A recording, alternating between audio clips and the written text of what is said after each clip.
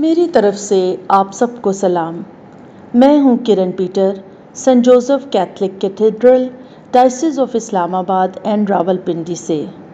हमारे लिए आज की अंजील मुकद्दस यूहन्ना की अंजील, उसका 15वां बाब, उसकी 12वीं ता 17वीं आयात मुकद्दसा।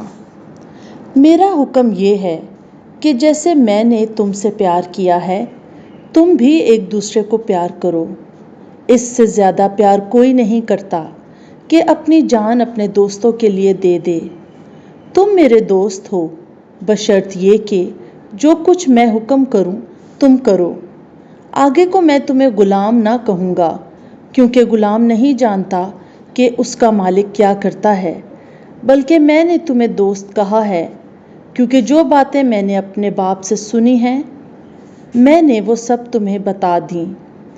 तुमने मुझे नहीं चुना, बल्कि मैंने तुम्हें चुन लिया है और तुम्हें मुकर्रर किया है कि तुम जाओ और फल लाओ और तुम्हारा फल बाकी रहे, ताकि तुम मेरा नाम लेकर जो कुछ बाप से मांगो वो तुम्हें दे।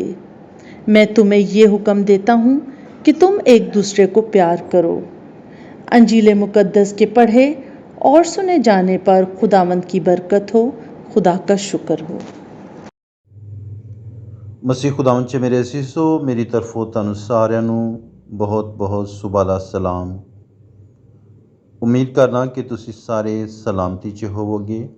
ਤੁਹਾਡੀ ਅੱਛੀ ਸਿਹਤ ਦੇ ਲਈ ਮੈਂ ਦੁਆ ਗੋਆਂ। ਅੱਜ ਅਸੀਂ ਪਾਸ਼ਕਾ ਦੇ 5ਵੇਂ ਹਫ਼ਤੇ ਦੇ ਦੌਰਾਨ ਜੁਮੇ ਦੀਆਂ ਤਲਾਵਤਾਂ 'ਤੇ ਗੌਰ ਕਰਾਂਗੇ। ਪਾਸ਼ਕਾ ਤੋਂ ਬਾਅਦ ਇਹਨਾਂ ਦਿਨਾਂ ਦੇ ਵਿੱਚ ਅਸੀਂ ਪਹਿਲੀ ਤਲਾਵਤ ਰਸੂਲਾਂ ਦੇ ਅਮਾਲ ਦੇ ਵਿੱਚੋਂ ਪੜ੍ਹ ਰਹੇ ਹਾਂ।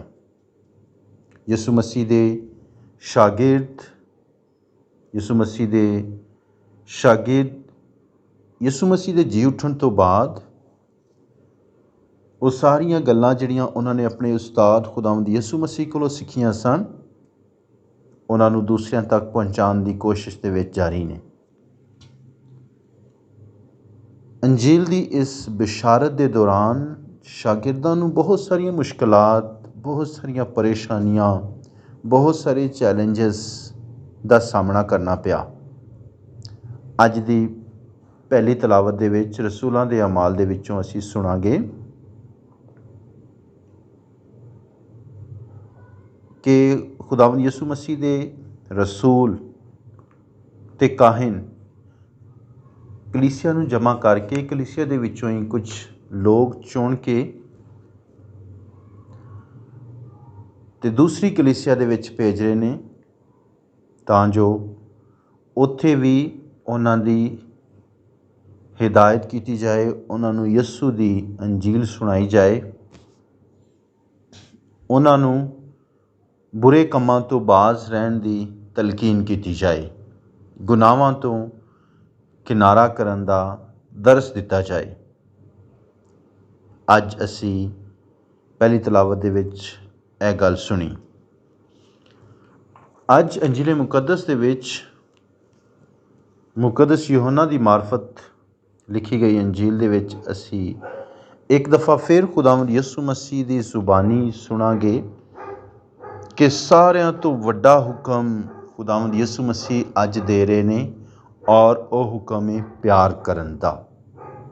ਅੱਜ ਇੱਕ ਦਫਾ ਫਿਰ ਖੁਦਾਵੰਦ ਯਿਸੂ ਮਸੀਹ ਫਰਮਾਉਂਦੇ ਨੇ ਕਿ ਇਸ ਤੋਂ ਜ਼ਿਆਦਾ ਕੋਈ ਪਿਆਰ ਨਹੀਂ ਕਰਦਾ ਕਿ ਆਪਣੀ ਜਾਨ ਆਪਣੇ ਦੋਸਤਾਂ ਦੇ ਲਈ ਦੇ ਦੇ। ਖੁਦਾਵੰਦ ਯਿਸੂ ਮਸੀਹ ਫਰਮਾਉਂਦੇ ਨੇ ਕਿ ਤੁਸੀਂ ਮੇਰੇ ਦੋਸਤ ਹੋ, ਲੇਕਿਨ ਸ਼ਰਤ ਹੈ ਵੇ ਕਿ ਪਹਿਲੇ ਤੁਸੀਂ ਮੇਰੇ ਹੁਕਮਾਂ 'ਤੇ ਅਮਲ ਕਰੋ। ਜਿਹੜਾ ਕੋਈ ਵੀ ਮੇਰੇ ਹੁਕਮਾਂ 'ਤੇ ਅਮਲ ਕਰਦਾ ਏ ਉਹ ਮੇਰਾ ਦੋਸਤ ਏ। ਔਰ ਖੁਦਾਵੰਦ ਯਿਸੂ ਮਸੀਹ ਅੱਜ ਸਾਨੂੰ ਹੁਕਮ ਦੇ ਰਹੇ ਨੇ ਕਿ ਤੁਸੀਂ ਇੱਕ ਦੂਜੇ ਨੂੰ ਪਿਆਰ ਕਰੋ। ਜਦੋਂ ਇੱਕ ਦੂਜੇ ਨੂੰ ਪਿਆਰ ਕਰੋਗੇ ਤਾਂ ਫਿਰ ਦੁਨੀਆ ਜਾਣੇਗੀ, ਦੁਨੀਆ ਵੇਖੇਗੀ ਕਿ ਤੁਸੀਂ ਮੇਰੇ ਸ਼ਾਗਿਰਦ ਹੋ। ਜਦੋਂ ਤੁਸੀਂ ਮੇਰੇ ਹੁਕਮਾਂ 'ਤੇ ਅਮਲ ਕਰੋਗੇ ਤਾਂ ਫਿਰ ਬਹੁਤ ਸਾਰਾ ਫਲ ਲੈ ਕੇ ਆਓਗੇ। ਤੁਹਾਡੀ ਜ਼ਿੰਦਗੀ 'ਚ ਜੋ ਕੁਛ ਚਾਹੋਗੇ ਮੰਗੋ, ਉਹ ਤੁਹਾਡੇ ਲਈ ਹੋ ਜਾਏਗਾ। ਖੁਦਾਵੰਦ ਯਿਸੂ ਮਸੀਹ ਫਰਮਾਉਂਦੇ ਨੇ ਕਿ ਤੁਸੀਂ ਨਹੀਂ, ਮੈਂ ਤੁਹਾਨੂੰ ਚੁਣ ਲਿਆ ਹੈ। ਜਦੋਂ ਖੁਦਾਵੰਦ ਯਿਸੂ ਮਸੀਹ ਨੇ ਸਾਨੂੰ ਚੁਣ ਲਿਆ ਹੈ, ਆਓ ਅਸੀਂ ਆਪਣੇ ਆਪਣੇ ਬੁਲਾਹਟ ਦੇ ਮੁਤਾਬਿਕ, ਆਪਣੇ ਆਪਣੇ ਚੁਣਾਵੇ ਦੇ ਮੁਤਾਬਿਕ ਚੱਲੀਏ, ਖੁਦਾਵੰਦ ਯਿਸੂ ਮਸੀਹ ਦੇ ਹੁਕਮਾਂ 'ਤੇ ਅਮਲ ਕਰੀਏ ਅਤੇ ਅੱਜ ਦਾ ਸਾਰਿਆਂ ਤੋਂ ਵੱਡਾ ਹੁਕਮ, ਅਜ਼ੀਮ ਹੁਕਮ ਪਿਆਰ ਕਰਨ ਦਾ ਹੈ। ਅੱਜ ਸਾਡੀ ਦੁਨੀਆ 'ਚ ਬਹੁਤ ਮਹਿੰਗਾਈ ਹੈ, ਬਹੁਤ ਪਰੇਸ਼ਾਨੀ ਹੈ, ਬਹੁਤ ਮਸਾਇਲ ਨੇ, ਲੇਕਿਨ ਇਹਨਾਂ ਸਾਰਿਆਂ ਤੋਂ ਵੱਧ ਕੇ ਜਿਸ ਚੀਜ਼ ਦੀ ਕਮੀ ਪੈਦਾ ਹੋਈ ਜਾ ਰਹੀ ਹੈ ਉਹ ਸੱਚੀ ਮੁਹੱਬਤ ਹੈ। ਸੱਚੀ ਮੁਹੱਬਤ ਹੈ। ਖੁਦਾ ਦੇ ਕਲਾਮ 'ਚ ਲਿਖਿਆ ਹੈ ਕਿ ਮੁਹੱਬਤ ਸਾਰਾ ਕੁਝ ਢੱਕ ਦਿੰਦੀ ਹੈ, ਮੁਹੱਬਤ ਸਾਰਾ ਕੁਝ ਬਰਦਾਸ਼ਤ ਕਰ ਲੈਂਦੀ ਹੈ। ਜਿਸ ਜਗ੍ਹਾ ਦੇ ਵਿੱਚ, ਜਿਸ ਖਾਨਦਾਨ ਦੇ ਵਿੱਚ ਸੱਚੀ ਮੁਹੱਬਤ ਹੋਵੇ, ਉੱਥੇ ਸਾਰਾ ਕੁਝ ਬਰਦਾਸ਼ਤ ਵੀ ਹੋ ਜਾਂਦਾ ਹੈ। ਅੱਜ ਮੁਹੱਬਤ ਦੀ ਕਮੀ ਦੀ ਵਜ੍ਹਾ ਤੋਂ ਸਾਡੇ ਖਾਨਦਾਨਾਂ ਦੇ ਵਿੱਚ ਦਿਨ ਬ ਦਿਨ ਲੜਾਈ ਝਗੜੇ, ਦੂਰੀਆਂ, ਨਫ਼ਰਤਾਂ, ਹਸਦ ਵੱਧਦਾ ਹੀ ਜਾ ਰਿਹਾ ਹੈ, ਜਿਹਦੀ ਵਜ੍ਹਾ ਤੋਂ ਖਾਨਦਾਨ ਟੁੱਟ ਰਹੇ ਨੇ, ਖਾਨਦਾਨ ਬਿਖਰ ਰਹੇ ਨੇ, ਖਾਨਦਾਨਾਂ ਦੇ ਵਿੱਚ ਦਰਾੜਾਂ ਪੈ ਰਹੀਆਂ ਨੇ।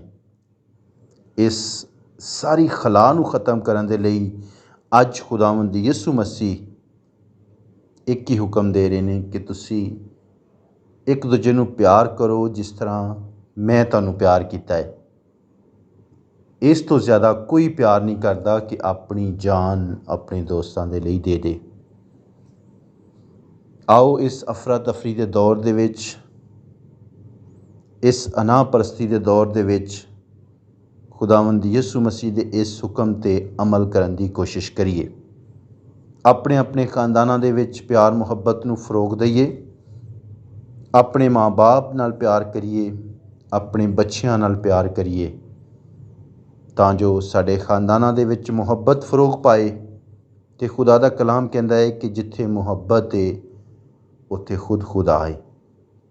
ਜਿੱਥੇ ਖੁਦਾ ਹੋਏਗਾ ਉੱਥੇ ਕਿਸੇ ਚੀਜ਼ ਦੀ ਕਮੀ, ਕੋਈ ਬਿਮਾਰੀ, ਕੋਈ ਪਰੇਸ਼ਾਨੀ ਨਹੀਂ ਆ ਸਕਦੀ, ਕਿਉਂ ਜੋ ਯਿਸੂ ਮਸੀਹ ਨੂੰ, ਸਾਡੇ ਖੁਦਾ ਨੂੰ ਜ਼ਮੀਨ 'ਤੇ ਆਸਮਾਨ 'ਤੇ ਸਾਰਾ ਇਖਤਿਆਰ ਦਿੱਤਾ ਗਿਆ ਹੈ।